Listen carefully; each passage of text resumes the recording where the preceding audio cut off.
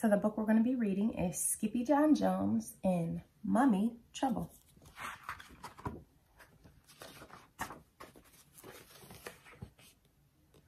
Skippyjon Jones did his very best thinking outside the box.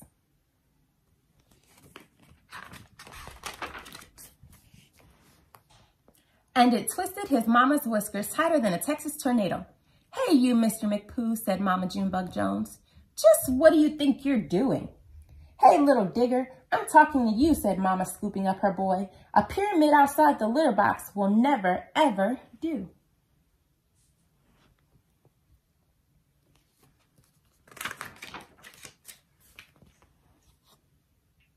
"National Geographic," mused Mama, "and the curse of the cat mummy. Why, this will give you nightmares, boy, with an upset tummy too, plus a puffy tail on the grandest scale. This story is taboo." But Skippyjon Jones was in no mood to listen to his mama, so he skedaddled into his room.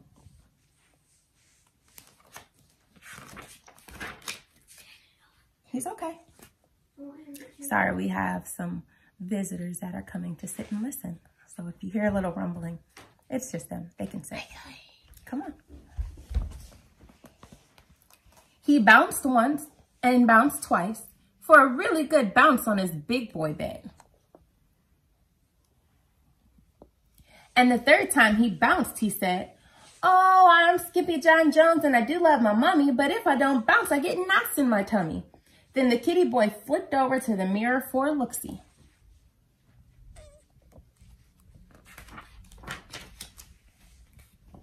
"Holy smoquito!" exclaimed Skippy. "Holy smoquito!" exclaimed Skippyjon Jones.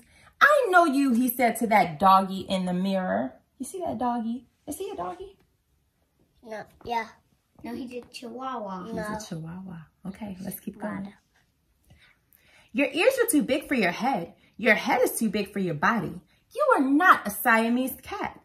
Then, using his very best Spanish accent, he added, "You are still the big chihuahua dude, the whole enchilada." And they just might like enchiladas in Egypt, thought Skippy. So the kitty boy donned his mask and cape and began to sing in a muy soft voice. "My name is Skippito Fresquito, and I'm off to see old Egyptito. My chicos insist, and I dare not resist the chance to go meet a mumito." So it says to do it again, and it says to clap. So we're going to do it in clap. My boys behind are going to help me clap. "My name is Skippito Fresquito, and I'm off to see old Egyptito. My chicos insist, and I dare not resist the chance to meet a mumito." All right, let's keep reading. In the meantime, his little sisters, Jezebel, Jillyboo, and Jujubee, rolled into his room with a plan of their own. But the kitty boy was already deep inside his closet on his way to ancient Egypt. And paddling down the river Nile, who should sail right past the kooky crocodile, hunkered down on his lumpy, bumpy back, were all his old amigos, the chimichangos pack. "¿A dónde vas?" called out Skippito. "We are going to the undermundo," answered the chihuahuas. "Not to the underwear," exclaimed Skippito. "No, no, no," said the puchitos. "You silly little bees, to the underworld, where momitos rest in peace." Not rest in peace, rest in peace.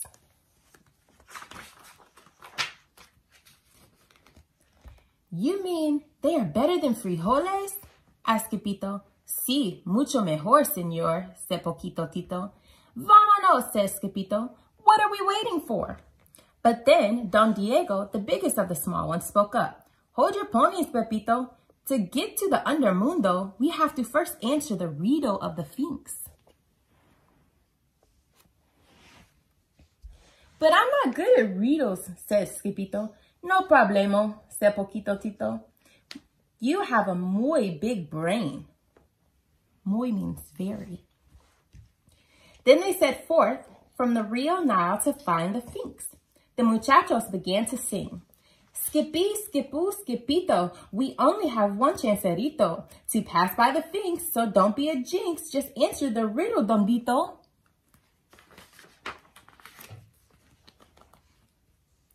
The muchachos arrived at 4 o'clock sharp, but the Finks had been waiting forever.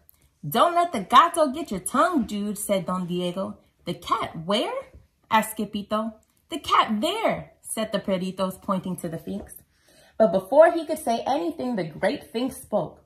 Whose ears are too big for his head? And who loves to bounce on his bed?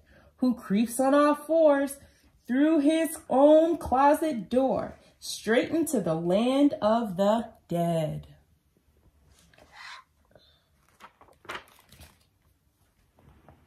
Skippito knew the answer to the riddle, but he was so nervous he coughed up a little furball. You call that an answer, dude? Said Don Diego. The answer, bellowed the Finks. So with his permission, the perritos were free to pass on to the tomb of King Rootin' Tootin' Kitten Kabootin'. When they finally reached the pyramid, the doggies burst into song and dance. Osai, Osei, Osiris, our boy had a touch of the virus. He coughed up a ball, so the Sphinx made a call, and now it's inscribed on papyrus. So that one had claps too. So we're going to say that one again and clap. Osai, Osei, Osiris, our boy had a touch of the virus. He coughed up a ball, so the Sphinx made a call, and now it's inscribed on papyrus. But when Skippito saw how dark it looked in the pyramid, he began to feel queasy. My tummy hurts, he groaned, and my tail is getting puffed too. See his tail getting all puffy? Means that he's scared. But his chicos would not comfort him. They just wanted their peas, por favor. Are you not El Skippito Fresquito, the great sword fighter? Asked Poquito Tito. Si, declared Skippito. That is me. Then do your duty, dog, commanded Don Diego. So Skippito drew in a deep breath and dove into the darkness of the musty old tomb, chanting, peace, por favor, peace, por favor, peace, por favor.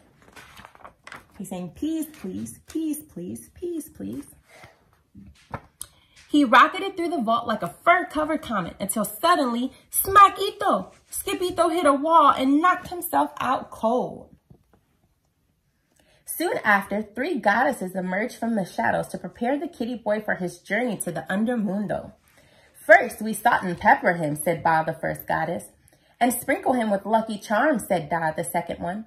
Then we wrap him and roll him and bundle him tight, said Bing, the third goddess, and blow him a kiss and say, nighty-night.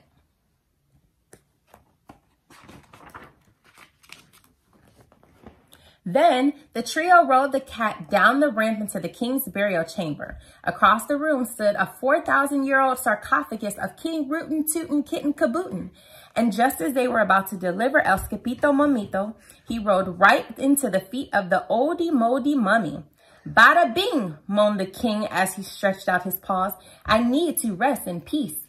Peace, screamed El Skippito Mamito, waking up in a flash. And quicker than you can say mummies, mumps, and measles, he grabbed 2 pawsfuls of peas and hightailed it home.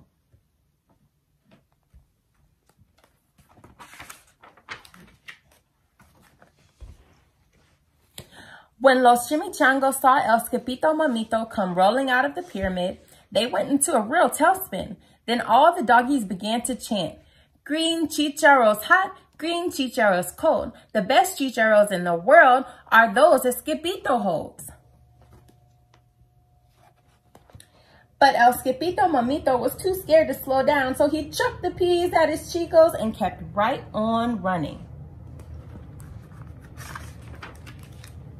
Straight into the arms of his mummy.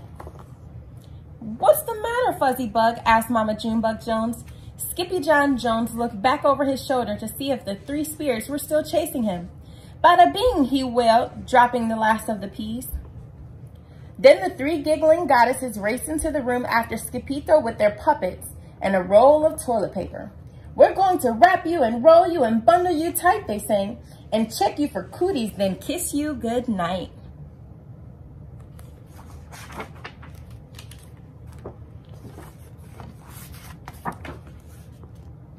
That night, Skippyjon Jones was bouncing on his big boy bed.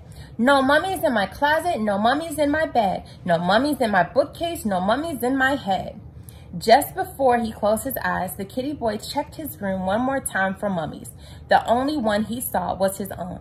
I love you, Mummy, said Skippyjon Jones. I love you too, Bunny Boots, said Mama Junebug. Now go to sleep, por favor.